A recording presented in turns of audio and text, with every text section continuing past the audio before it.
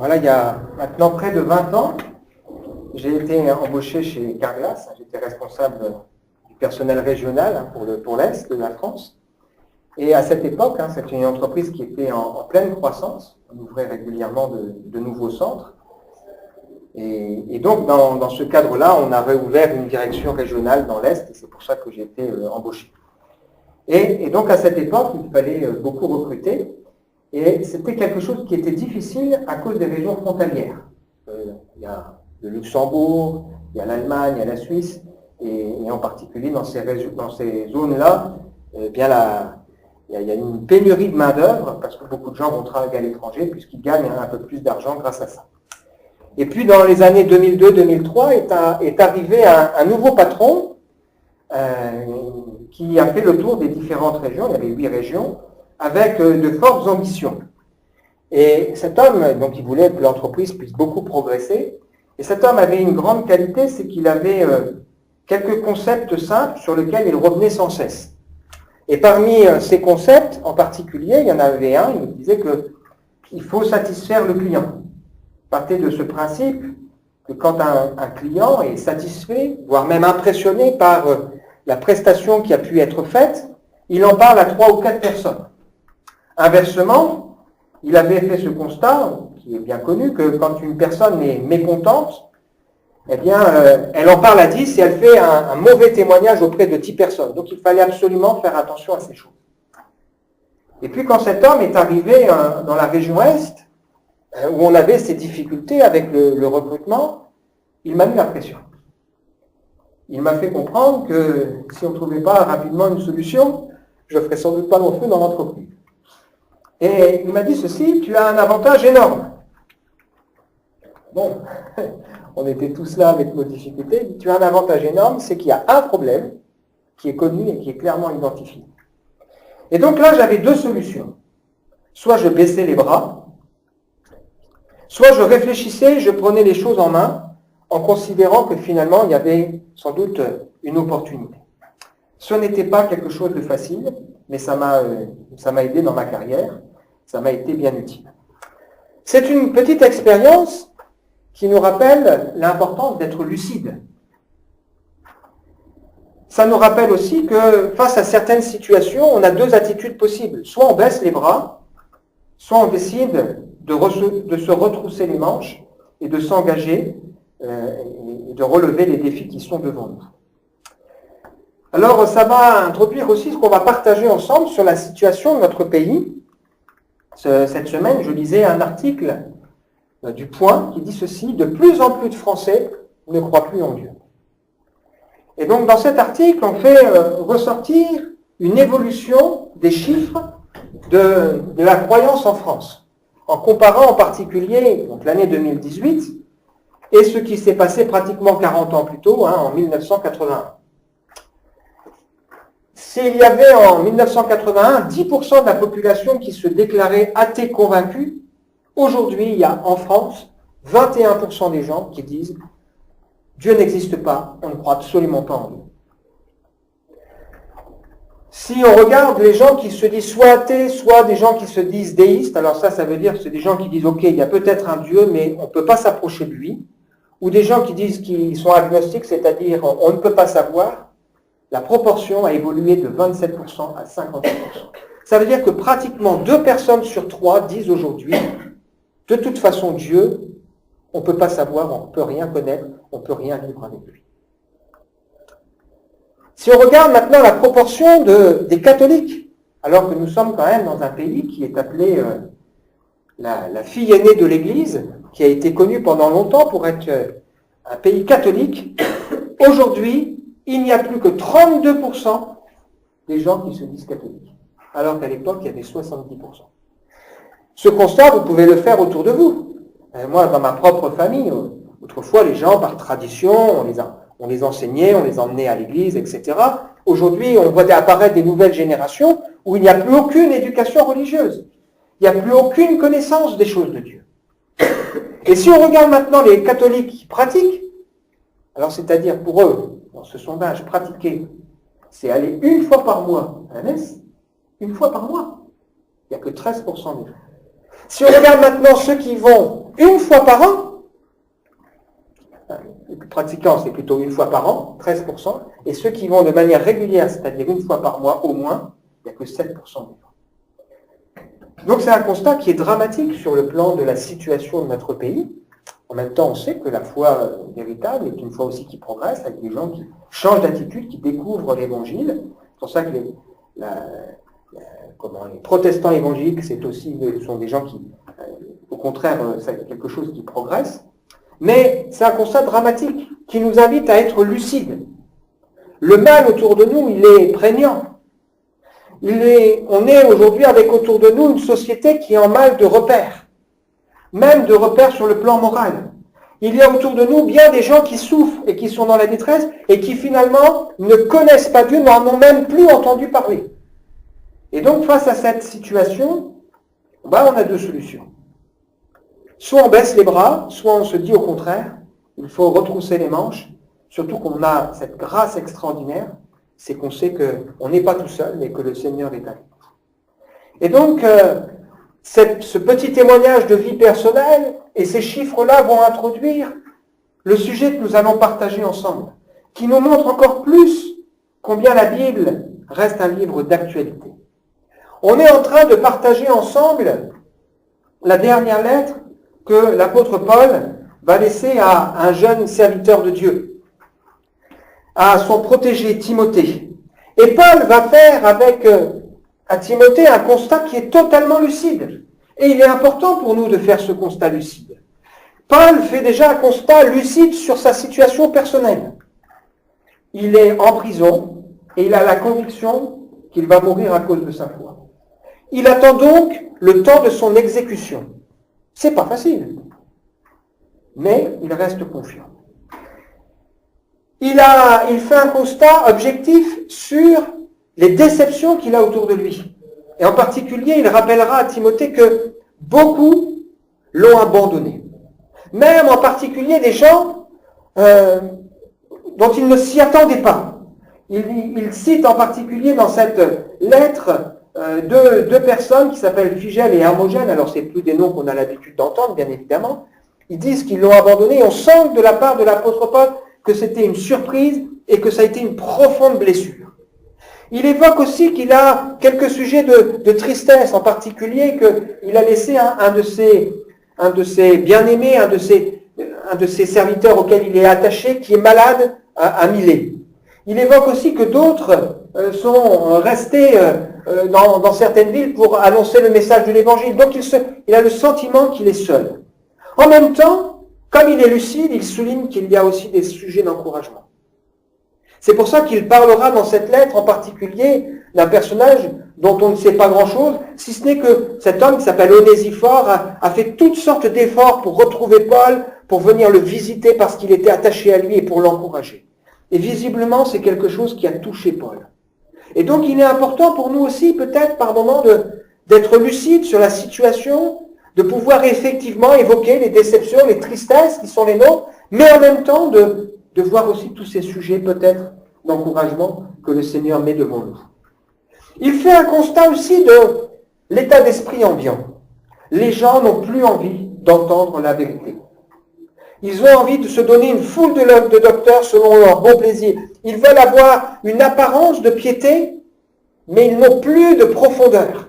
Il évoque aussi qu'il y a toutes sortes de faux enseignements qui circulent, en particulier des gens qui déforment l'Évangile. Le contexte de l'Église n'est pas facile avec tout ce qui circule autour d'eux. Il parle de gens qui prêchent l'Évangile par propre intérêt et non plus avec le désir que le Seigneur soit glorifié. Et il dira dans ce cadre-là, le Seigneur connaît ceux qui lui appartiennent et il rendra à chacun selon ses œuvres. Et enfin, il est lucide aussi sur la situation de Timothée. Une situation qui là non plus n'est pas des plus faciles. Timothée est probablement ébranlé par le fait qu'il a appris que Paul allait mourir.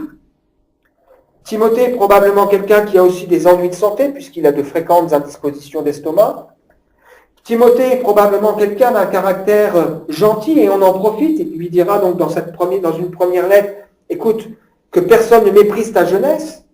Et puis là, il encourage Timothée à se fortifier en considérant ce qu'il a reçu. Le Saint-Esprit, un esprit qui est rempli de force, d'amour et de sagesse. Et dans ce constat lucide, Paul a une confiance. Il a confiance, bien sûr, en Dieu, manifesté en Jésus-Christ. Il a confiance dans le message de l'Évangile. Un message qui est là pour le salut des hommes, qui nous parle de la bonté, de l'amour de Dieu qui appelle à lui, celles et ceux qui voudront bien accepter. Un message qui nous parle d'un Dieu qui est proche et qui a triomphé de la mort, qui est ressuscité, qui est vivant, qui a mis en lumière la vie, c'est-à-dire la relation que Dieu veut établir avec nous. Et si nous sommes là ce matin, c'est parce que nous croyons aussi à ce message, puissant et glorieux. Alors on va lire ensemble simplement 2 versets. La dernière fois, on a réfléchi sur cette phrase de Paul qui dit « Je sais en qui j'ai cru ». On avait vu ensemble, c'est important pour nous de bien savoir en qui nous croyons. Et ce matin, on va simplement considérer 2 versets, tout simples, mais qui vont nous inviter à réfléchir ensemble. 2 Timothée, chapitre 2, versets 1 à 2. Le titre du message reprend une de ces phrases, un de ces versets. « Toi donc, mon enfant, fortifie-toi dans la grâce. » Toi donc, mon enfant, fortifie-toi dans la grâce qui est en Jésus-Christ. Ce que tu as entendu de moi, en présence de nombreux témoins, confie-le à des personnes fidèles qui soient capables de l'enseigner aussi à d'autres. On peut le relire, c'est pas long. Toi donc, mon enfant, fortifie-toi dans la grâce qui est en Jésus-Christ. Ce que tu as entendu de moi, en présence de nombreux témoins, confie-le à des personnes fidèles qui soient capables de l'enseigner aussi à d'autres. On va voir ensemble, à travers ces 2 versets, 5 choses importantes que Paul rappelle à Timothée, et finalement 5 choses qui sont importantes aussi à nous rappeler ce matin. La première de ces choses, c'est que l'évangile, la foi, ça nécessite une réponse individuelle. Toi, donc, avec cette situation, comment tu réagis? Bien sûr, Timothée a eu la chance, la grâce, le privilège d'avoir accès à la foi dès son enfance, puisque l'Écriture nous raconte que sa grand-mère était une femme juive pieuse et que sa maman a découvert la foi en Jésus-Christ. Donc il a eu ce privilège immense d'avoir accès à des parents qui étaient croyants, mais il a dû lui aussi faire son expérience personnelle. Comme chacun de nous, il a été placé devant un choix où il devait choisir qui il voulait suivre et à qui il voulait confier sa vie. L'héritage que nous avons reçu, qu'il soit bon ou qu'il soit mauvais, ne nous dispense pas de ce choix personnel. Jésus-Christ a donné sa vie pour le monde entier, mais il devient notre sauveur à partir du moment où nous acceptons dans notre vie, dans notre cœur, de nous tourner vers lui, c'est-à-dire de changer d'attitude, de nous repentir de nos péchés, de lui confier notre cœur. C'est vrai que l'être humain aime bien de pouvoir se cacher derrière les autres. Combien de fois j'ai entendu des gens me dire « C'est vrai, je suis intéressé par ce que vous dites, mais je ne changerai pas, moi et ma famille, nous sommes ainsi. » Combien de fois je l'ai entendu? Quand Jésus va poser la question à ses disciples, « Qui suis-je au dire des hommes ?» Et qu'ils vont commencer à dire, il y en a qui disent que tu es un prophète, il y en a qui disent que tu es Élie, que tu es... Voilà. Il va tout de suite rajouter cette question, et pour vous, qui suis-je? Parce que ce qui est important, c'est que chacun de nous, individuellement, nous soyons capables de nous positionner. Le salut est une affaire personnelle, la relation avec Dieu est aussi une affaire personnelle. Jésus dira que dans 2 personnes qui sont dans un même lit, l'une ira avec le Seigneur, l'autre non. De 2 personnes qui travaillent ensemble dans un champ, au moment où Jésus reviendra, nous le croyons, il y en a un qui sera pris et l'autre non. Il dit ceci il est écrit ceci dans la lettre de Pierre, qu'un homme ne sait pas s'il sauvera sa femme ou une femme ne sait pas si elle sauvera son mari.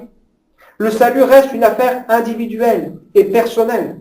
Chacun, aura à rendre compte à Dieu pour lui-même.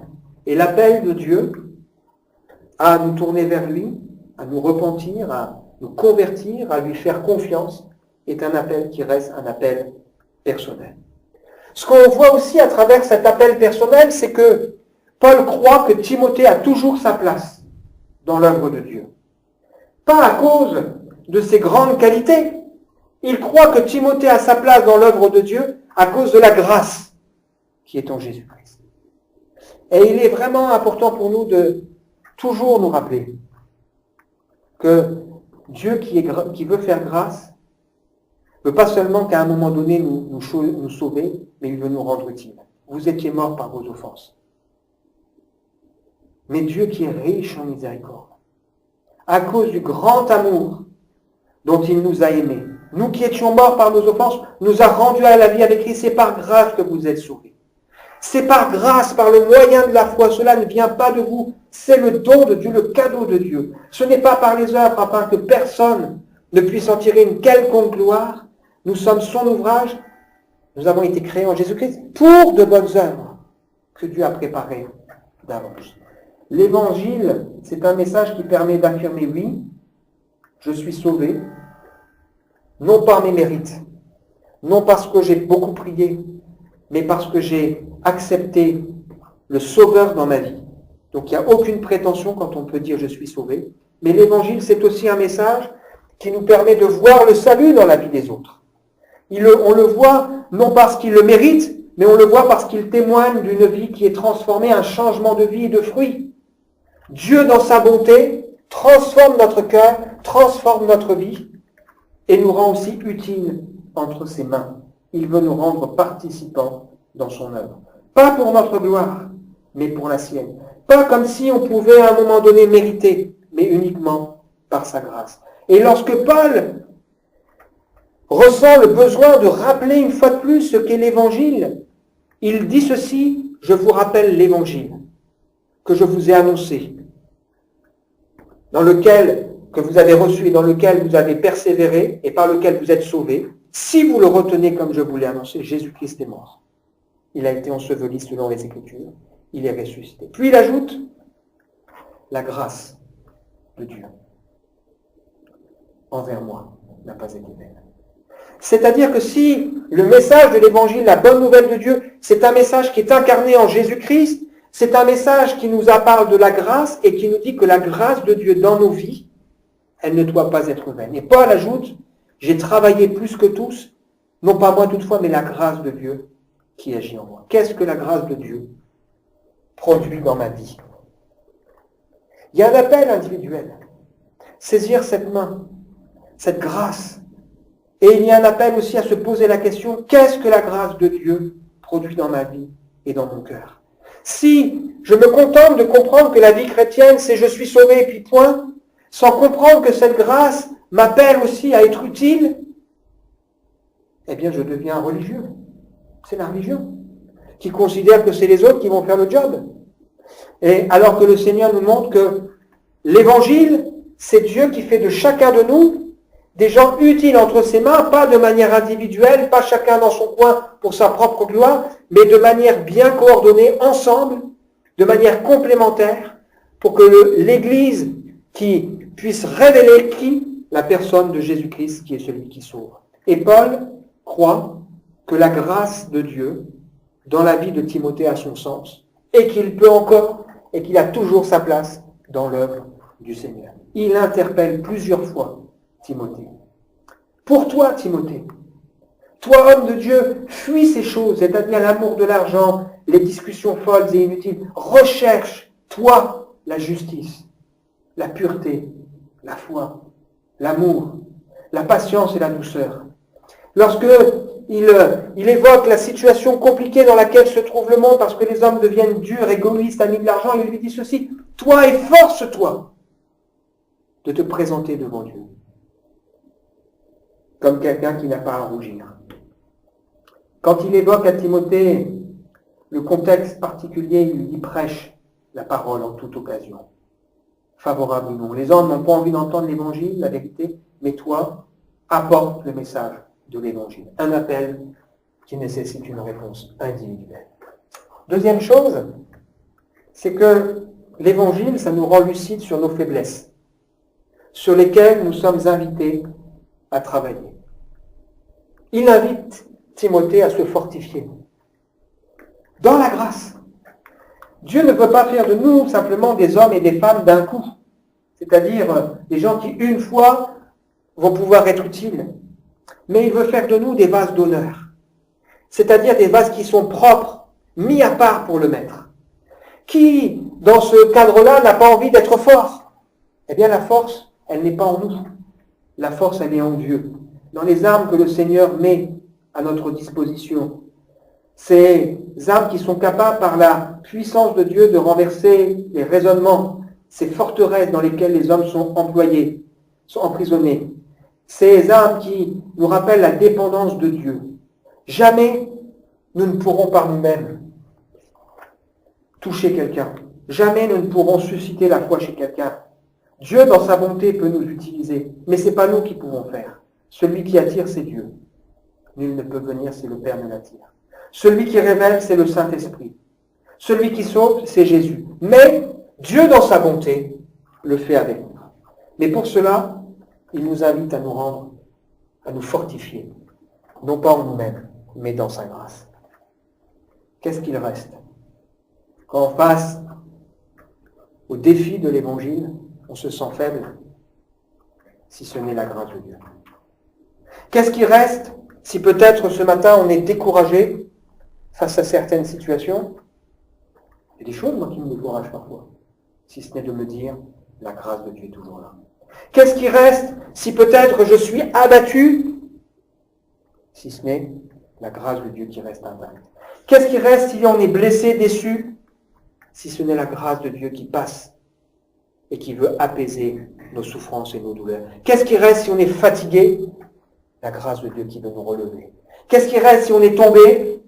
La fidélité de Dieu qui va au-delà de notre fidélité. Pourquoi? Parce que Dieu le fait par grâce. Qu'est-ce qui reste si je suis déboussolé? La grâce de Dieu reste cette propriété, cette qualité de Dieu qui suscite la foi.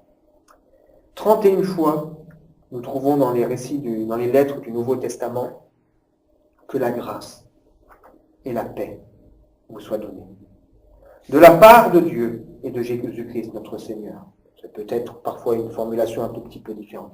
Si cette expression est donnée 31 fois, ce n'est pas parce que c'est quelque chose qu'on dit avec légèreté par habitude, mais c'est pour nous montrer à quel point nous en avons besoin. La grâce, la paix de Dieu, combien nous en avons besoin? Qui pourrait aujourd'hui s'imaginer, j'ai pas besoin de cette grâce de Dieu dans mon cœur et dans ma vie? La grâce de Dieu qui donne le salut.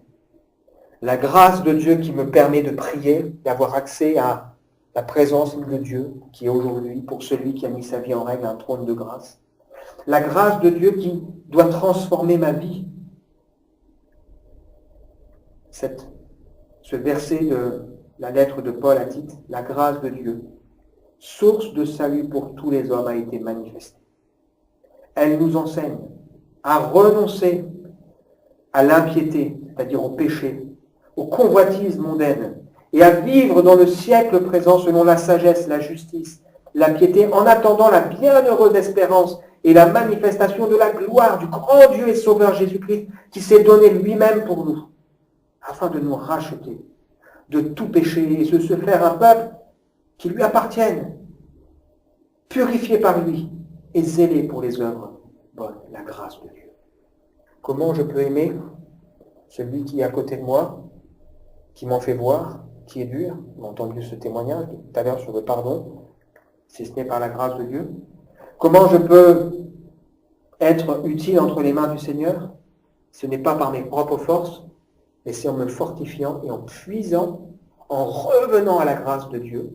La Bible nous dit que chacun de nous doit mettre au service le don que Dieu lui a donné par sa grâce pour être utile entre les mains du Seigneur. Troisième chose, ce texte nous rappelle que l'Évangile doit être enseigné. Ce que tu as entendu de moi, en présence de nombreux témoins, il est important de se laisser enseigner. Encore faut-il savoir par qui et pourquoi. Jésus a pris beaucoup de temps à enseigner la foule. Il a pris beaucoup de temps à enseigner ses disciples. Il a pris ce temps pour leur montrer les choses de Dieu, le royaume de Dieu. Paul a aussi pris énormément de temps. Et cet enseignement a été un enseignement public. Il n'y avait rien qui était caché. Jésus a été avant tout un modèle de douceur, mais aussi un modèle d'humilité, un modèle dans sa vie de prière et dans sa sagesse. Et si j'ai conscience que l'appel de Dieu au salut, c'est un appel individuel, j'ai aussi conscience de l'importance de se laisser enseigner les uns et les autres. J'ai aussi conscience que pour être prêt, il faut se préparer. Parce qu'on ne peut partager et donner que ce qu'on a nous-mêmes reçu. Le but n'est pas de nous conduire à devenir dépendants de celui qui enseigne, mais le but est de nous rendre dépendants de la personne de Jésus-Christ. Et il est important pour nous de bien savoir vers qui ou vers quoi on nous enseigne. À dépendre de Jésus, si ce n'est pas à dépendre de Jésus, ça devient une idolâtrie, quelque chose qui prend la place du Seigneur. Souvent dans la Bible, il y a ce parallèle. Considérer la bonté de Dieu, mais en même temps sa sévérité. Et nous croyons effectivement en ces deux choses. Paul avait cette conscience et cette lucidité. Il savait d'où il était venu. Il dit, moi j'étais autrefois un blasphémateur, un persécuteur. Je méritais la sévérité de Dieu, mais je crois en la bonté de Dieu qui s'est révélée à moi parce que j'agissais par incrédulité. Même si pourtant il avait l'impression de connaître Dieu. Il avait besoin de mettre les choses en règle dans sa vie. La Bible nous dit, il n'y a pas un juste, pas même un seul. La Bible va même plus loin, elle dit qu'il n'y a pas un seul homme qui cherche Dieu. Ça veut dire que même quand quelqu'un semble chercher Dieu, c'est parce qu'au fond, c'est Dieu qui le cherche et qui suscite ça dans son cœur. Mais Dieu qui est riche en grâce veut que là où le péché a abondé, la grâce de Dieu, elle surabonde. L'évangile doit être enseigné correctement. Ensuite, quatrième point, l'évangile doit être transmis à des hommes et à des femmes qui soient fidèles. Ce que le Seigneur, plutôt ce que Paul rappelle ici, c'est qu'il a, dans la manière dont il rend témoignage, il ne cache pas d'où il vient et qu'il a fait lui vraiment un miracle de Dieu.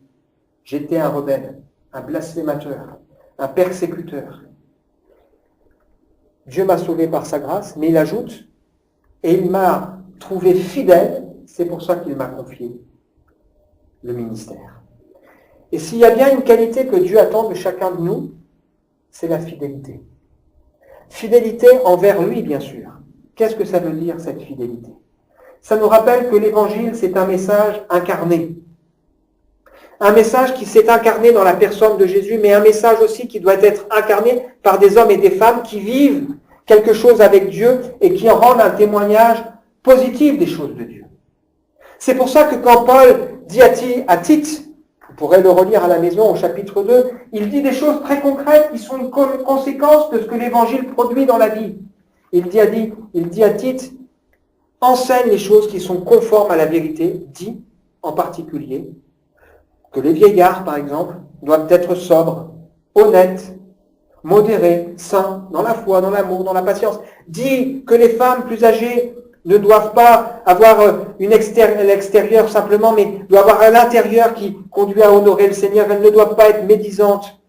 Elles doivent enseigner, montrer aux jeunes femmes à aimer leur mari, parce que c'est important. Elles doivent être retenues chastes. Dit que les jeunes gens doivent être modérés, parce que dans l'Évangile, il y a un témoignage propre qui doit être rendu. La fidélité des hommes et des femmes qui vivent et qui rendent témoignage de ce qui s'est passé dans leur cœur et dans leur vie. Et pourquoi il le dit à Tite? Il le dit pour 3 raisons. Pour que la parole de Dieu ne soit pas calomniée. Si on rend un mauvais témoignage, c'est la parole de Dieu qui est touchée. Pour que l'adversaire n'ait aucun mal à dire de nous. Et la 3e raison qu'il avance, c'est pour qu'on fasse honorer la doctrine de Dieu, notre Sauveur. Ce que Dieu attend de nous, c'est que nous soyons fidèles. Fidèles dans les petites choses, pour qu'il puisse nous en confier d'autres. Le Seigneur attend de nous qu'on soit fidèle, fidèle à son enseignement, fidèle à la saine doctrine, fidèle et attaché à l'Évangile. 5e et dernier point, Paul rappelle ici à Timothée que l'Évangile reste la seule et unique réponse aux besoins des hommes et du monde. Paul est convaincu que ça vaut toujours la peine de vivre et de partager l'Évangile. On a introduit le message en évoquant l'importance d'être lucide sur la situation. La lucidité nous amène à considérer qu'effectivement l'homme ne cherche pas Dieu naturellement. Mais ça, la Bible nous le dit. La lucidité nous amène à considérer qu'effectivement, autour de nous, le péché abonde. Mais en même temps, la Bible nous dit que la grâce, elle est prête à surabonder. La lucidité nous amène à considérer qu'effectivement, il y a toutes sortes de mauvais témoignages qui sont rendus. En ce moment, il y a plusieurs fois, il y a des émissions qui portent un mauvais témoignage au message de l'Évangile. Encore là, cette semaine, il y a quelqu'un qui a été décapité dans une église en Afrique, soi-disant parce que un prophète lui a dit de le faire. On a coupé la tête et on a été la porter dans une autre église. Ça, ce sont des mauvais témoignages qui sont rendus, des contre-témoignages qui existent. La lucidité nous amène à considérer qu'effectivement, il y a un manque d'enseignement et de modèle, mais l'Évangile reste la réponse de Dieu pour l'humanité. Dieu qui veut sauver, qui veut transformer les cœurs et qui veut transformer les vies. Et Paul, en évoquant cela à Timothée, lui dit aussi qu'il croit qu'il y a autour de lui des hommes fidèles. C'est pour ça qu'il rend ce témoignage de cet homme Onésiphore, qui l'a souvent consolé, qui n'a pas eu honte de ses chaînes, qui est venu le chercher avec beaucoup d'empressement, un homme fidèle qui a été jusqu'au bout de sa démarche. Face à ce constat, est-ce qu'on voit l'opportunité de ce que le Seigneur peut faire de manière miraculeuse et la grâce de Dieu reste quelque chose de miraculeux? Ou est-ce qu'on se laisse abattre par les difficultés et par les problèmes?